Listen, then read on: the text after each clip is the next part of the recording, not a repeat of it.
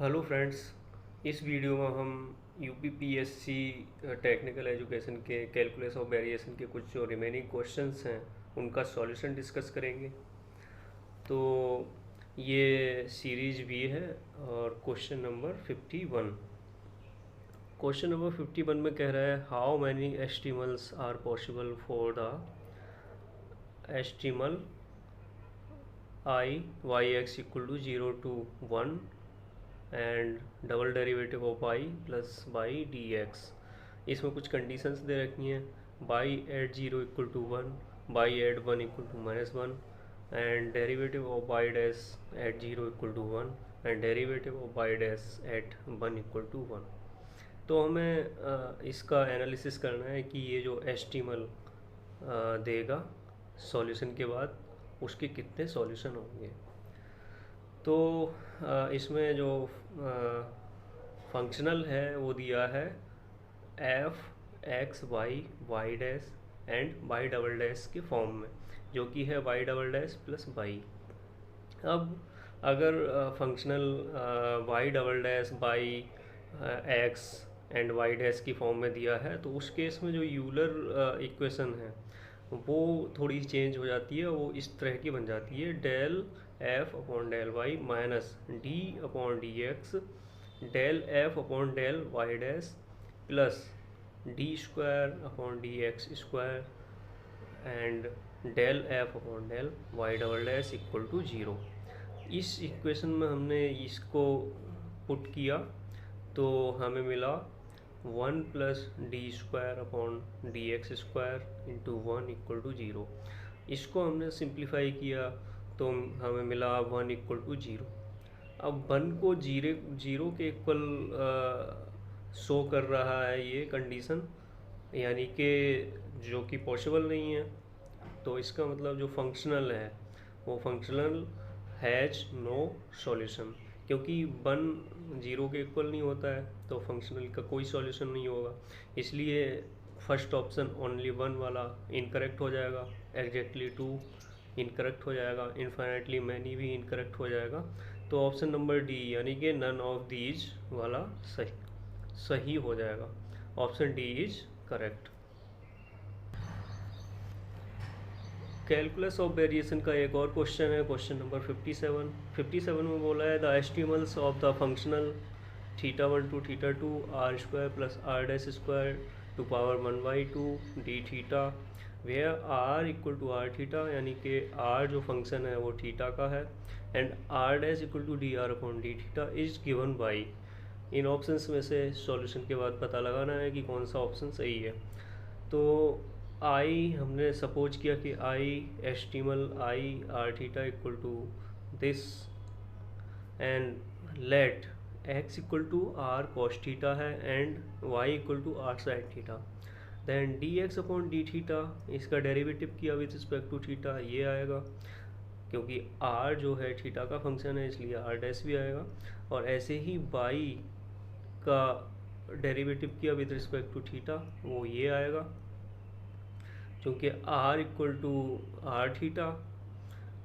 सो D X upon now हमने इसको D X upon D theta का square and D Y upon D theta का square, उसके बाद इसको ऐड किया, ऐड करने के बाद हमें ये मिलेगा R square plus R dash का स्क्वायर। उसके बाद लेट हमने सपोज किया कि theta equal to theta one है and theta equal to theta one suppose किया और इसको हम X equal to X one मान सकते हैं एंड ऐसे ही theta equal to theta two suppose किया तो X equal to x two हो जाएगा। So theta one to theta two R square plus R dash to the power one by two ये स्क्वायर है यहाँ, डी थीटा इक्वल टू ये इस तरह से कन्वर्ट हो जाएगा। उसके बाद फर्दर सिंप्लीफाई किया तो x one to x two limit हो जाएगी एंड डी एक्स का square plus d y square to the power one by two remaining हो जाएगा। इस डी थीटा को हमने यहाँ से जो है बाहर किया। तो उसके बाद इसको फर्दर सिंप्लीफाई किया तो limit x1 to x2 and जो इस फंक्शनल में बचेगा 1 प्लस बाई डैश का square to the power 1/2 dx। ऐसे ही हमारा जो फंक्शनल अब हमें मिलेगा वो होगा x1 to x2 1 plus by dash square to the power 1/2 dx। तो जो फंक्शनल है वो x बाई डैश का फंक्शन है, यानी कि F x Y dash equal to मिल जाएगा हमें 1 plus by dash square to the power 1/2। अब इस फंक्शनल में हमने यूज किया यूलर फंक्शन का यूज किया, क्योंकि ये फंक्शन है एक्स बाई डैश का। तो यूलर इक्वेशन जो है इस फंक्शनल के लिए वो f y minus d upon d x f Y dash equal to 0 ये वाली होगी। तो इसको हमने सिंप्लीफाई किया तो हमें कुछ ऐसा सॉल्यूशन मिलेगा। उसके बाद after simplifying this equation we are getting y dash square equal to c1 square 1 plus y dash square. इसको फर्दर सिंप्लीफाई किया तो हमें वाई डैश की जो वैल्यू मिलेगी वो c1 upon 1 minus c1 square to the power 1/2 मिलेगी। अब जो वाई डैश है वो वाई डैश c1 यानी कि कांस्टेंट की फॉर्म में आ रहा है। इस पूरे कांस्टेंट को हम c2 मान सकते हैं। तो हमारा जो d Y upon d x यानी कि वाई डैश हो जाएगा c2। अब इसको हमने सॉल्व किया इंटीग्रेशन की हेल्प से, तो y equal to c2x plus c3 हमारा इसका सॉल्यूशन हो जाएगा। अब हमने y को माना था r साइन थीटा पुट कर दिया, और ऐसे ही x को माना था r cos थीटा पुट कर दिया, तो इसका सॉल्यूशन हो जाएगा r sine theta equal to c2 r cos theta plus c3। अब ये जो सॉल्यूशन आया है ये दिया है ऑप्शन नंबर ए में, तो ऑप्शन ए हमारा इसका करेक्ट हो जाएगा। कैलकुलस ऑफ वेरिएशन का ही नेक्स्ट क्वेश्चन देखेंगे हम, क्वेश्चन नंबर 65। इसमें फाइंड आउट करना है shortest distance. The shortest distance between the parabola y equal to x square and the straight line x minus y equal to 5 each. इस question को भी हम कैलकुलस ऑफ वेरिएशन की help से solve कर सकते हैं। तो let us consider we find the shortest distance of this function using calculus of variation. For minimize the distance we use functional I equal to x1 to x2 integration and root 1 plus by dash square dx। ये जो functional है इसका हम जो distance को minimise करने के लिए यूज करेंगे। ये जो है हमें हमेशा याद रखना पड़ेगा। For minimize the distance if normally हम फाइंड आउट नहीं कर पा रहे हैं तो इस कैलकुलस ऑफ वेरिएशन का यूज करके हम ईजिली फाइंड कर सकते हैं shortest distance. As let equation of shortest distance be y equal to c1x plus c2। अब ये जो दो कर्व हैं y equal to x square and straight line है x minus y equal to 5, इसको हमने ड्रॉ किया तो इस तरह से कुछ दिख रहे होंगे ये। उसके बाद माना कि इस पॉइंट से इस पॉइंट के बीच में हमें शॉर्टेस्ट डिस्टेंस मिल रही है। इन दोनों पॉइंट्स को जोड़ा हमने तो ये एक स्ट्रेट लाइन फॉर्म करेंगे। तो ये जो लाइन की इक्वेशन हमने सपोज की कि y equal to c1x plus c2 है। अब ये दो पॉइंट पर मिल रहे हैं। फर्स्ट पॉइंट को माना x1 y1 and second point को माना x2 y2। नाउ हमें जो क्वेश्चन में दिया है पैराबोला की इक्वेशन वो है y equal to x square. अब y equal to x square को हमने मान लिया 5 एंड ऐसे ही स्ट्रेट लाइन की इक्वेशन है x minus y equal to 5, इसको हमने बोला 5 सपोज दैट ये 5 मान लिया इसको। अब एट x1 y1 जो इक्वेशन ऑफ शॉर्टेस्ट डिस्टेंस हो जाएगी x1 y1 पर y1 equal to c1 x1 plus c2। And straight line की इक्वेशन हो जाएगी x1 y1 पर x1 minus y one equal to 5, यानी कि y1 equal to x1 minus 5।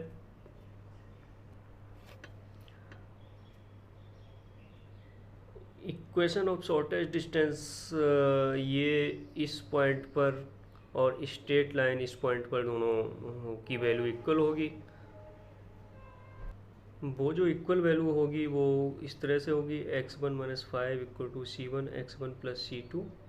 Suppose कि ये इक्वेशन 1 है। ऐसे ही एट x2 y2 पर जो शॉर्टेस्ट डिस्टेंस वाली इक्वेशन है उसकी जो इक्वेशन बनेगी वो बनेगी y2 equal to c1 x2 plus c2।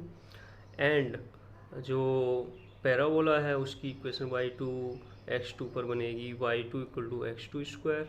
ये दोनों भी उन पॉइंट्स पर इक्वल होंगी, तो x2 का square equal to c1 x2 plus c2 मिलेगा। अब एक ऑर्थोगोनलिटी की कंडीशंस होती है, उसमें phi one dash dot Y dash x1 y1 equal -1, ऐसे ही phi two dash dot Y dash at x2 y2 equal to -1 मिलेगा। तो फाई वन जो था हमारा वो था x minus by equal to 5, तो उसको हमें विद रिस्पेक्ट टू x जो है डिफ्रेंशिएट करना है। तो d upon d x minus by minus 5 equal to 0 को हमें x के रिस्पेक्ट में डिफ्रेंशिएट करना है। ऐसे ही d अपॉन डी एक्स, ये जो y डैश मिलेगा हमें, ये मिलेगा शॉर्टेस्ट डिस्टेंस वाली इक्वेशन से c1 x plus c2 minus y equal -1। तो इसको सिंप्लीफाई किया फर्दर तो हमें c1 की वैल्यू मिल जाएगी -1। ऐसे ही जो कर्व है फाई टू पर ये कंडीशन हम अप्लाई करेंगे और फाई टू होगा हमारा by equal to x square, और इसको x के रिस्पेक्ट में इसका टोटल डिफरेंशिएशन निकालना है। तो इसको सिंप्लीफाई किया हमने, तो इससे हमें जो है 2x2 dot c one equal to -1 equation मिलेगी। इसमें c1 की वैल्यू ये जो है हमें मिली है -1, इसको इस इक्वेशन में पुट करेंगे तो इससे x2 इक्वल टू 1/2 हमें मिल जाएगा। अब x2 की वैल्यू फाइंड आउट हो गई, अब हमें x1 की भी वैल्यू फाइंड आउट करनी है। उससे पहले हम इक्वेशन 2 का यूज करेंगे c2 की वैल्यू फाइंड आउट करने के लिए। तो x2 एंड c1 की वैल्यू इक्वेशन नंबर 2 जो है ये इसमें x2 और c1 एंड x2 की वैल्यू पुट करने के बाद c2 की वैल्यू मिलेगी। तो वो जो c2 की वैल्यू है वो आई 3/4। एंड अब हम इक्वेशन 1 का यूज करेंगे। इक्वेशन 1 में है x1 minus 5 equal to c1 x1 plus c2। इसमें c1 एंड c2 की वैल्यू पुट करने के बाद हमें x1 की वैल्यू मिलेगी 23/8 एंड जो इक्वेशन ऑफ शॉर्टेस्ट डिस्टेंस जो है वो y equal to c1 x plus c2 है। तो इसको हम सिंप्लीफाई करेंगे c1 और c2 की वैल्यू पुट करने के बाद, तो हमें मिलेगा y equal to -x plus 3/4। And इसका अगर हम डेरिवेटिव करेंगे x के रिस्पेक्ट में तो y डैश इक्वल टू -1 मिलेगा हमें।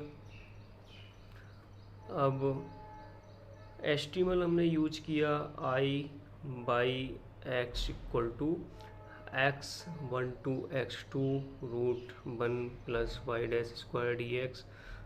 x1 की वैल्यू है 23/8 एंड x2 की वैल्यू हमें मिली थी 1/2 एंड y डैश की वैल्यू मिली थी हमें -1।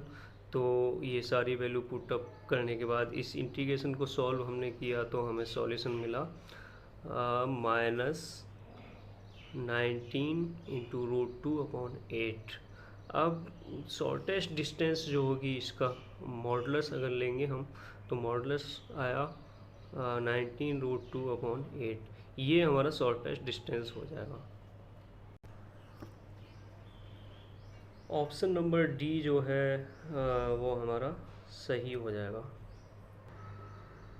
नाउ अब हम क्वेश्चन नंबर 98 देखेंगे, जो कि कैलकुलस ऑफ वेरिएशन का ही है।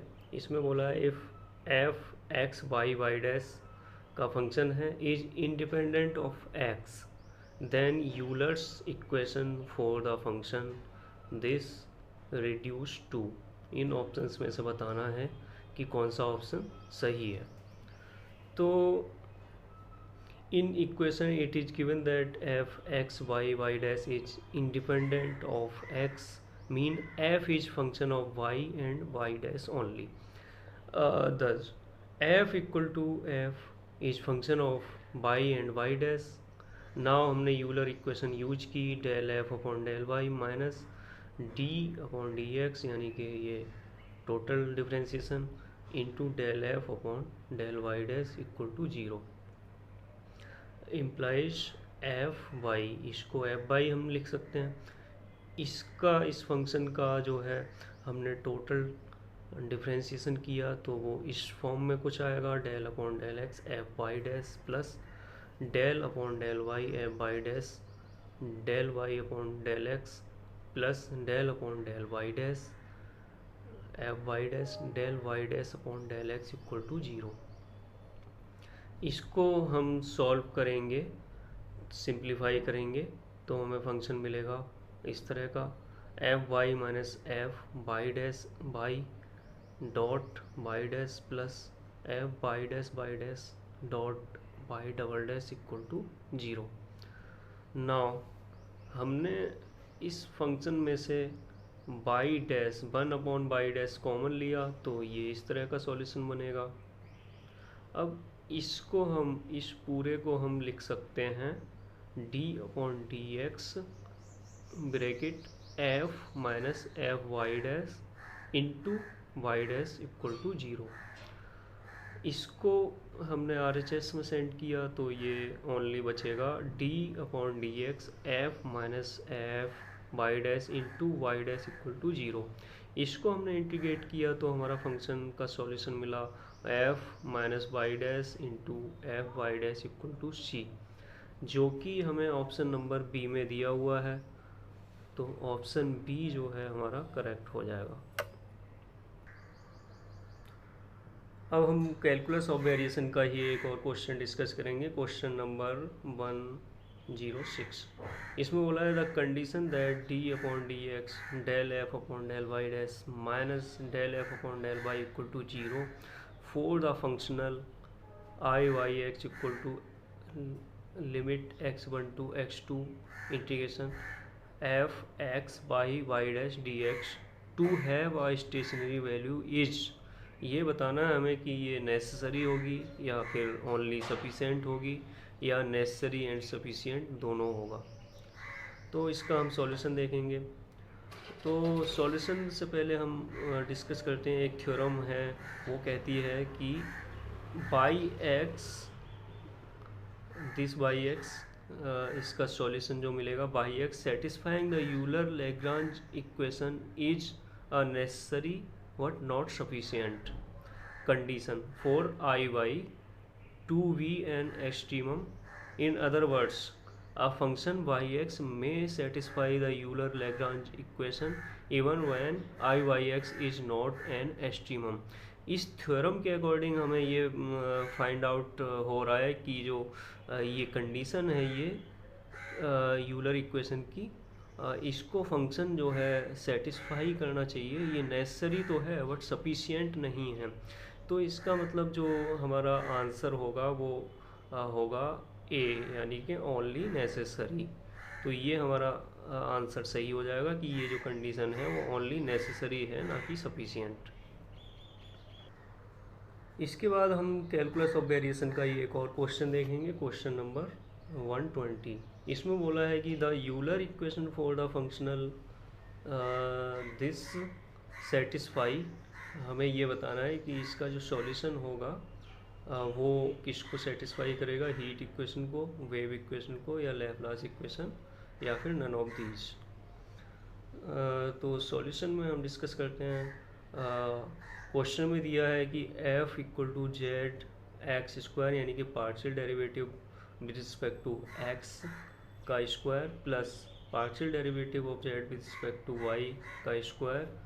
अब ये जो फंक्शन है वो है x by z and partial derivative of z with respect to x and partial derivative of z with respect to by, ये इसका फंक्शन है। तो इस टाइप के फंक्शनल के लिए हमें यूलर इक्वेशन जो होती है वो होती है del f upon del z minus del upon del x del f upon del z x minus del upon del y del f upon del z y equal to 0। इस equation में इस function को हमने रखा, put किया, तो हमें मिला del upon del x two z x with respect to partial derivative with respect to x plus del upon del y bracket 2 into partial derivative of z with respect to by equal to 0। इसको further simplify किया तो हमें मिला Z x x यानी कि partial derivative of z with respect to x 2 time partial derivative of z with respect to x plus 2 time partial derivative of z with respect to x equal to 0। ये जो equation है वो Laplace equation है, तो हमारा option number C यानी कि Laplace equation वाला ऑप्शन नंबर सी हमारा करेक्ट हो जाएगा। नाउ हम कैलकुलस ऑफ वेरिएशन का एक और क्वेश्चन है उसको सॉल्व करते हैं। Question number 124 series v. An extremal of the functional 0 to 1 y dash square minus 12 x by dx y at 0 equal to 0 and y at 1 equal to 2 can occur along the curve। इसमें हमें ये curve जो दिए हुए हैं इनमें से बताना है कि कौन सा कर्व है जिसके अलोंग एस्टिमल अकर कर सकता है। तो क्वेश्चन में गिवन है कि f जो है function x y y dash का वो है y dash square minus 12 x y. अब हमने इस फंक्शनल में जो है यूलर इक्वेशन अप्लाई किया। Euler equation for this type function जो होता है वो एफ वाई यानी कि derivative of f with respect to y minus d upon d x यानी कि total differentiation of f Y dash equal to 0। इसको हमने सॉल्व किया तो हमें मिला, इस फंक्शन को रखने के बाद तो हमें मिला minus 12x minus 2y double dash equal to 0 which implies that y double dash equal to minus 6x। इसको हमने इंटीग्रेशन की हेल्प से सॉल्व किया तो हमें फंक्शन मिला y equal to minus x cube plus c x plus b. अब जो कंडीशंस दी हुई हैं हमें y at 0 equal to 0 and y at 1 equal to 2, इन दो कंडीशंस का यूज हम इस इक्वेशन पर करेंगे तो हमें फंक्शन जो मिलेगा वो y equal to minus x cube plus 3x। इस फंक्शनल का जो एस्ट्रीमल है वो होगा y equal to minus x cube plus 3x। अब ये जो एक्सट्रीमल है वो इन किसी ऑप्शन में ऐसा नज़र नहीं आ रहा है, तो इसका मतलब ये जो सारे ऑप्शन हैं ये सारे ऑप्शन जो है वो रॉन्ग हैं, यानी कि ये क्वेश्चन जो है रॉन्ग है, इसके सभी को मार्क्स मिलेंगे